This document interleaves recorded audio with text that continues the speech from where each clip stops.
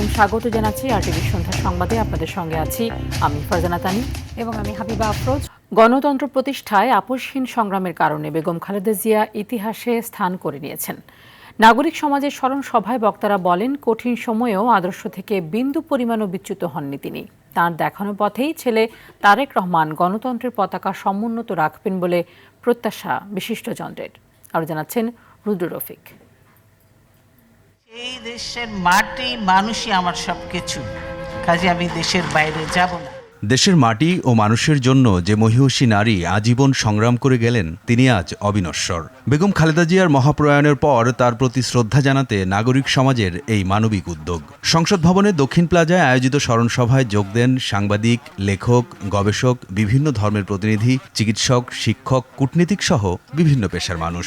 তাদের নিয়মিত liver function test করে স্মরণ সভায় রাজনীতিবিদদের সঙ্গে যোগ দেন বেগম জিয়ার বড় ছেলে বিএনপি চেয়ারম্যান তারেক রহমান সহ জিয়া পরিবারের সদস্যরা। দর্শকের সারিতে বসে তারা বেগম জিয়ার ত্যাগ ও অপরাজেয় সংগ্রামের কথা শোনেন। সম্মানী ভাতা দিয়ে একজন সাধারণ গৃহবধূ থেকে তিনবারের প্রধানমন্ত্রী হয়েছিলেন বেগম খালেদা জিয়া। পেশাজীবীরা তাদের বক্তব্যে খালেদা জিয়ার এই সংগ্রামী পথচলা শ্রদ্ধাভরে স্মরণ করেন। বক্তারা বলেন, গণতন্ত্র প্রতিষ্ঠায় বেগম জিয়ার ত্যাগ ইতিহাসের পাতায় লেখা থাকবে সোনার হরফে। ওনার অনেক অসাধারণ কিছু বৈশিষ্ট্য ছিল। উনি সৎ ছিলেন, দৃঢ়প্রতিজ্ঞ ছিলেন, আত্মত্যাগী ছিলেন, দেশপ্রেমিক ছিলেন।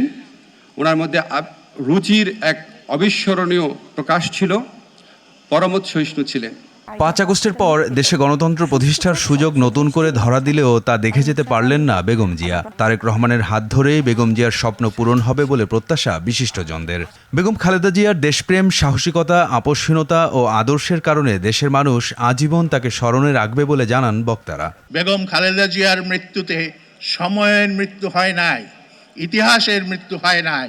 আগামী দিনের যে ইতিহাস এই জনপদে সৃষ্টি হবে, তার প্রপেলার হবেন, তার ড্রাইভিং ফোর্স হবেন বেগম খালেদা জিয়া।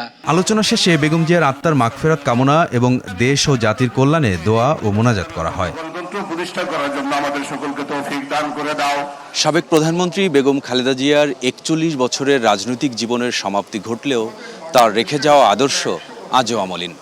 স্মরণ সভায় বক্তারা বলেন, গণতন্ত্র ও মানুষের অধিকার প্রতিষ্ঠায় বেগম জিয়ার অবদান ইতিহাসে স্মরণীয় হয়ে থাকবে। রুদ্র রফিক, আরটিভি, ঢাকা। একজন খালেদা জিয়া ছিলেন বলেই সার্বভৌমত্ব সুরক্ষিত ছিল, এমন মন্তব্য করেছেন বিএনপির সিনিয়র যুগ্ম মহাসচিব রুহুল কবির রিজভী। বলেন, ভারতের ঝাড়খণ্ড থেকে যে বিদ্যুৎ বাংলাদেশে আসছে, সেই বিদ্যুৎ প্ল্যান্টটি খোদ ভারত সরকারের পরিকল্পনা মন্ত্রণালয় বাতিল করে দিয়েছিল। কিন্তু ফ্যাসিবাদের সময়ে প্রকল্পটি বাংলাদেশের রামপালেও বাস্তবায়ন করা হয়েছে। তবে এ ধরনের দেশবিরোধী প্রকল্প বেগম খালেদা জিয়াকে দিয়ে কখনোই করানো সম্ভব হয়নি বলেই তাকে জেলে ঢোকানো হয়েছে। সকালে গুলশানে খালেদা জিয়ার আলোকচিত্র প্রদর্শনীর উদ্বোধনকালে তিনি এসব কথা বলেন। এটা ইন্ডিয়ার ঝাড়খণ্ডে যে কয়লা পুড়িয়ে যে বিদ্যুৎ তৈরি হচ্ছে, যেটা বাংলাদেশকে দেওয়া হয়েছে, এটা ইন্ডিয়ার প্ল্যানিং কমিশন এটা বাতিল করেছিল। বাংলাদেশের তৎকালীন নতজানু সরকার সেটি করেছে।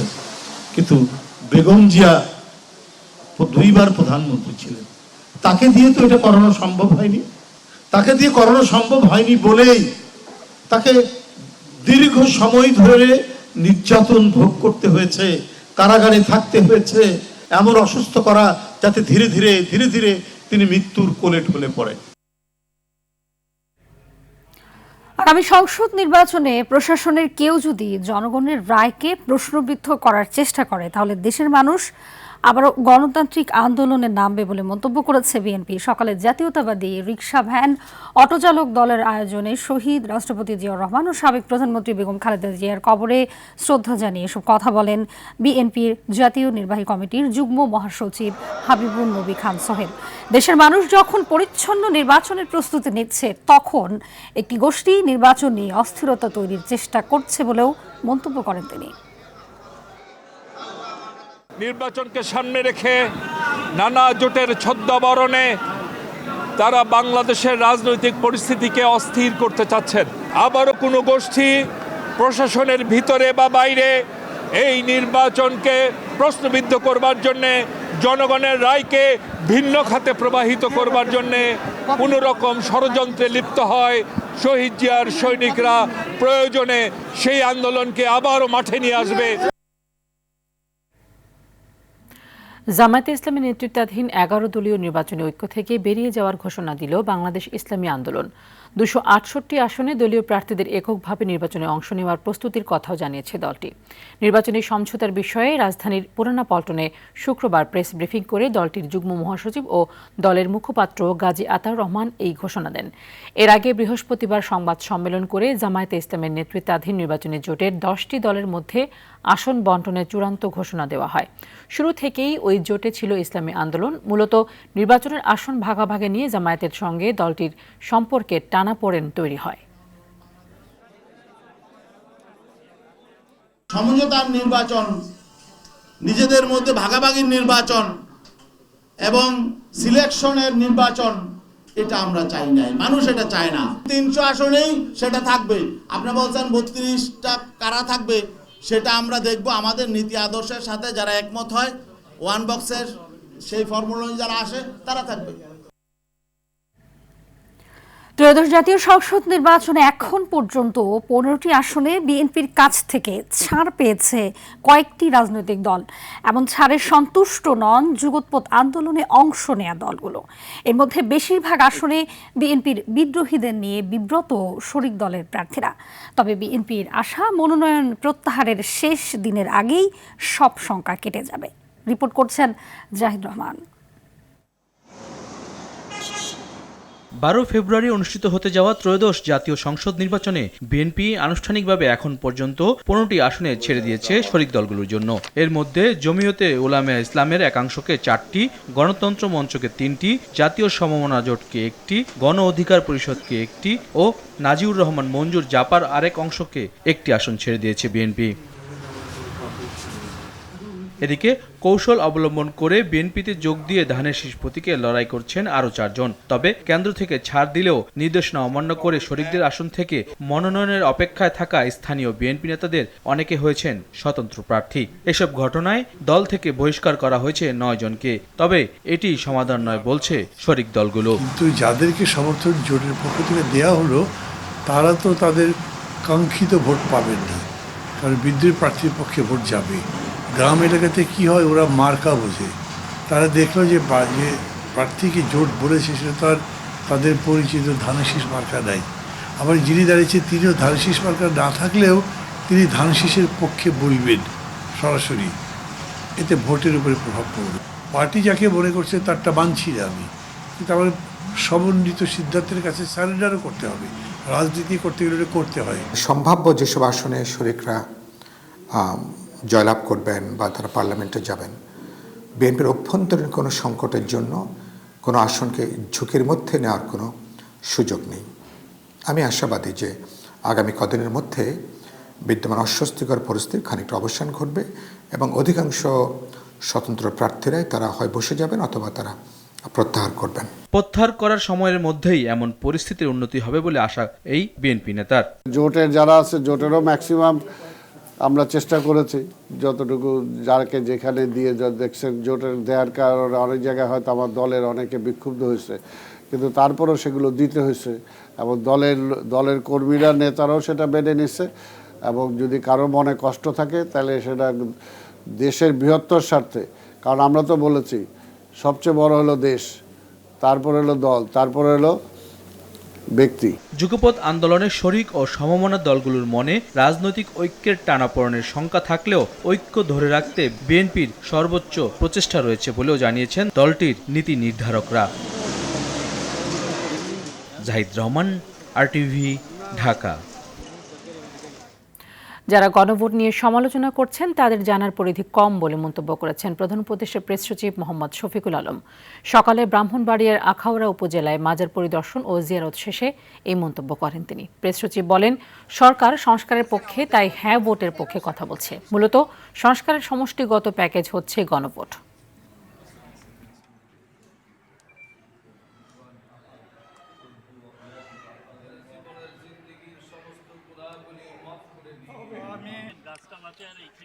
আমরা বেড়া দিয়ে দিব স্যার।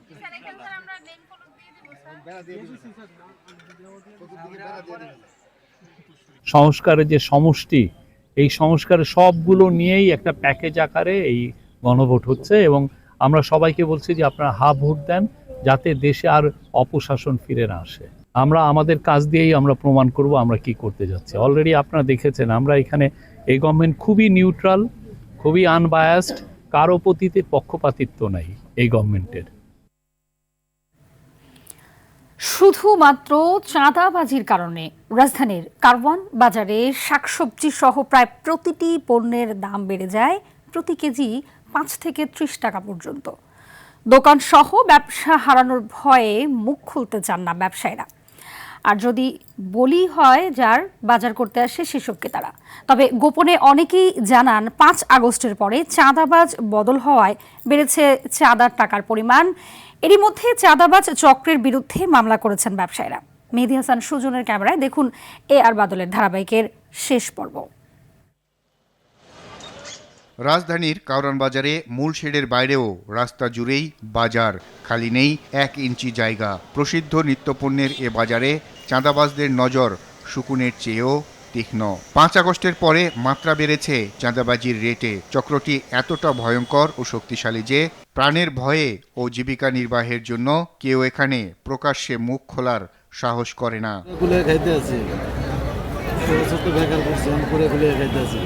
তবে গোপনে অনেকে জানান এরকম 5 থেকে 6টি টুকরি নিয়ে বসে সবজি বা অন্য পণ্য বিক্রি করলে আনুমানিক 5 থেকে 6 ফিট জায়গার জন্য 5 আগস্টের আগে দিতে হতো 4 থেকে 500 টাকা, আর এখন দিতে হয় তারও বেশি। এটা কিনা কত করে? 110, 130, তার মানে কেজিতে 20 টাকা লাভ করতে হবে। এত লাভ করতে হবে কেন? 10 টাকা করতে হবে। এটা দোকান ভাড়া আছে কত? 700। এরপরে যেটা ভাতে একটা 10 টাকা। 700 বলতে এটা ভাড়া 700। এই জায়গার ভাড়া। একদিনে এই ভাতের ভাড়া আছে 5 টাকা গেলে 50 টাকা। এই 700 টাকা কে নেয়? 700 টাকা কে নেয়? টাকা দিতে হয়, টাকা ভাড়ার টাকা মানুষে নেয়। কারাই? যার জায়গায় নেয়। জায়গা তো সরকারি। কি কম হইতে গেলে আমি বুঝি সরকারি না। আগে দিতে কত? এ কারণে প্রতি কেজি সবজির দাম বেড়ে যায় ব্যাপক হারে। 100 টাকা কেজি কিনছো, 30 টাকা করে লাভ করতে হচ্ছে। যদি হলো চাঁদা না দিতে হতো তাহলে কত করে বেচা যেত? 110 কেজিতে 20 টাকা কমে যেত। এই তো 20, 10 পলির খরচ আছে, হাজিরা খরচ আছে না।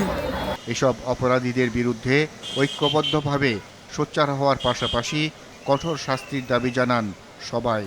2024 সাল আগে 500 টাকা আগে 500 টাকা আগে মনে হয় এই দোকান করতে 400 টাকা 400 আর বাদল, RTV, ঢাকা।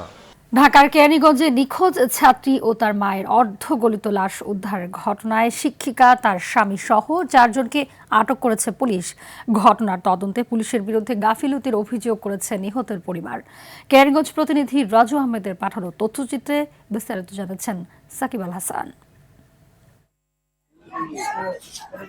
মেয়ে ফাতেমাকে পড়াতে আসামি মিমকে গৃহশিক্ষিকা হিসেবে নিয়োগ দেন মা রোকেয়া রহমান। সম্পর্ক ভালো থাকায় নিজে গ্রান্টার হয়ে মিমকে 3টি এনজিও থেকে 1.5 লাখ টাকা লোন তুলে দেন রোকেয়া রহমান। লোনের টাকা পরিশোধ করতে চাপ দিলে মা ও মেয়েকে হত্যার পরিকল্পনা করে গৃহশিক্ষিকা মিম ও তার ছোট বোন নূরজাহান। 25 ডিসেম্বর মেয়ে ফাতেমাকে গলা চেপে হত্যা করে গৃহশিক্ষিকা মিম ও ছোট বোন নূরজাহান। হত্যার পর রোকেয়া রহমানকে ফোনে জানানো হয় মেয়ের অসুস্থতার কথা। ফাতেমাকে বাসায় নিতে মা রোকেয়া মিমের বাসায় প্রবেশ করলে 2 বোন মিলে গলায় ওড়না পেঁচিয়ে রোকেয়াকে শ্বাসরোধ করে হত্যা করে। প্রাথমিক জিজ্ঞাসাবাদে এমনটি জানিয়েছে গ্রেপ্তার হওয়া গৃহশিক্ষিকা মিম ও তার ছোট বোন নূরজাহান। 2 বোন, বড় 2 বোন, একজন হলো মিম, তার বয়স হলো 22 বছর, আর তার বোন বয়স হলো 15 বছর।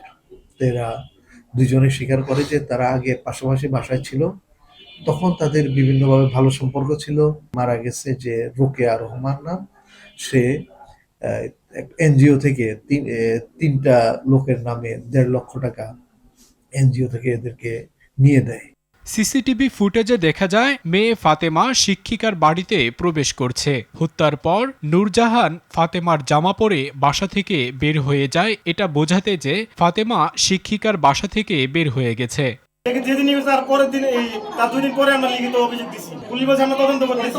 এ ঘটনার তদন্তে পুলিশের বিরুদ্ধে গাফিলতির অভিযোগ করেছে নিহতের পরিবার। নিখোঁজের ২১ দিন পর গতকাল বৃহস্পতিবার গৃহশিক্ষিকার বাসা থেকে দুর্গন্ধ বের হয় লোমহর্ষক এই হত্যাকাণ্ডের রহস্য। সাকিব আল হাসান, RTV। সরবরাহ বাড়ায় পেঁয়াজ ও শীতকালীন সবজির দাম কিছুটা কমেছে, তবে সপ্তাহের ব্যবধানে মাছ, মুরগি ও মিনিকেট, নাজিরশাইল সহ প্রায় সব ধরনের চালের দাম বেড়েছে। কেজিতে ৩ টাকা বেড়ে ৭০ থেকে ৮০ টাকা কেজি দরে বিক্রি হচ্ছে চাল। এদিকে মুগ ও ছোট মসুর ডালের দামও ঊর্ধ্বমুখী। আরও জানাচ্ছেন আব্দুর রহিম। সরবরাহ বাড়ায় কিছুটা কমেছে পেঁয়াজ ও শীতকালীন সবজির দাম, তবে এখনও ৫০ টাকার নিচে মিলছে না কোনো সবজি। আর সপ্তাহের ব্যবধানে কেজি প্রতি ১০ টাকা বৃদ্ধি পেয়ে ব্রয়লার বিক্রি হচ্ছে ১৭৫ থেকে ১৮৫ টাকায়। কাস্টমার মূলা খাইতে হইতেছে ৪০ টাকা ৩০ টাকা কেজি, কাঁচামরিচ ১০০ টাকা ১২০ টাকা কেজি। তাহলে সর্বাধিক তাকাইলে দেখা গেছে অন্য বছর তুলনায় এই বছর সবজির দামটা এখনো চড়াই আছে।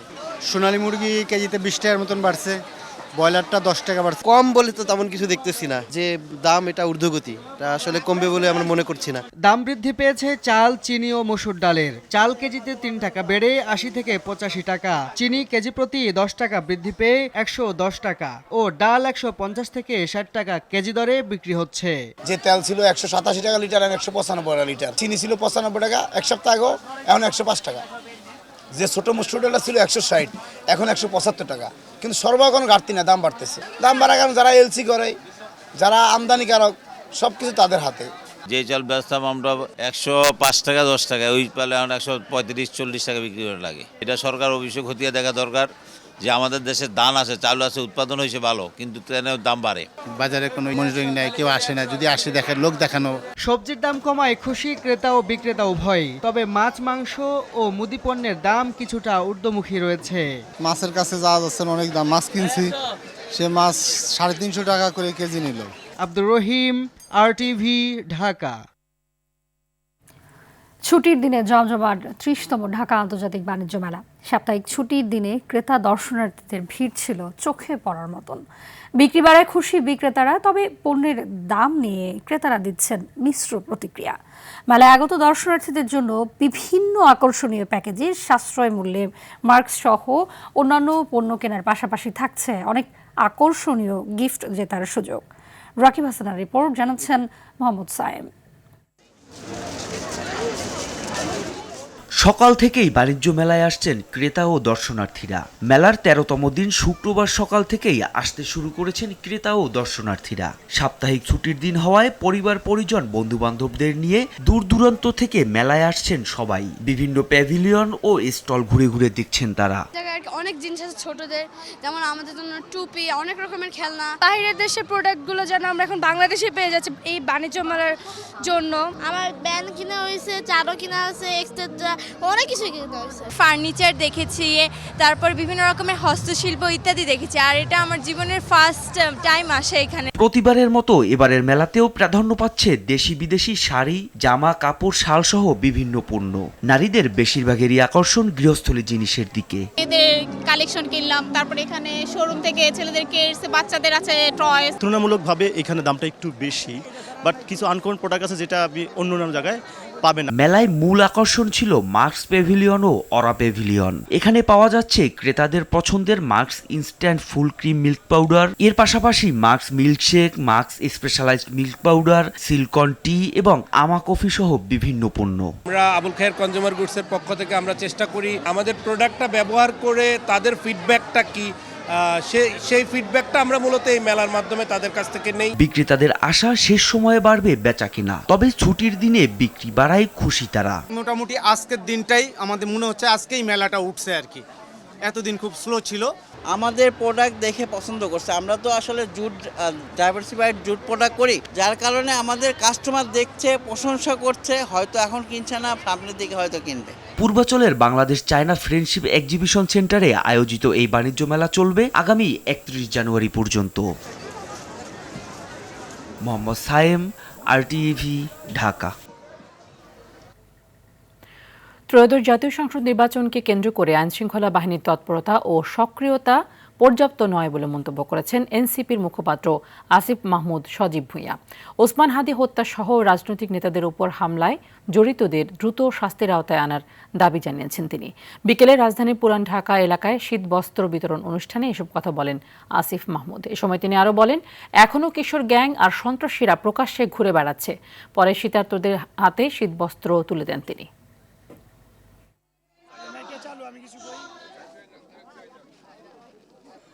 নির্বাচনকে কেন্দ্র করে যেরকম আইনশৃঙ্খলা বাহিনীর তৎপরতা কিংবা আরও যেই সক্রিয়ভাবে অবস্থান থাকার কথা ছিল সেটা আমরা দেখতে পাচ্ছি না। আমরা ইতিমধ্যেই নির্বাচন কমিশন এবং সরকারের বিভিন্ন পর্যায়ে বিষয়ে কথা বলেছি।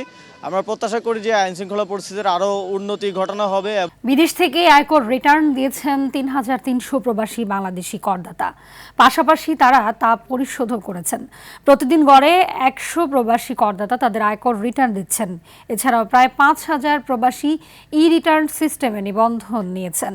জাতীয় রাজস্ব বোর্ড এনবিআর জানিয়েছে, প্রবাসী করদাতা তাদের পাসপোর্ট নম্বর ও জাতীয় পরিচয়পত্র নম্বর সহ প্রয়োজনীয় তথ্য সংশ্লিষ্ট ইমেইলে পাঠিয়ে আবেদন করেন। পরে এনবিআর থেকে আবেদনকারীর ইমেইলে ওটিপি ও নিবন্ধন লিঙ্ক পাঠানো হয়। এভাবে বিদেশে অবস্থানরত বাংলাদেশিরা ই রিটার্ন সিস্টেমে নিবন্ধন করে সহজেই অনলাইনে আয়কর রিটার্ন জমা দিতে পারছেন।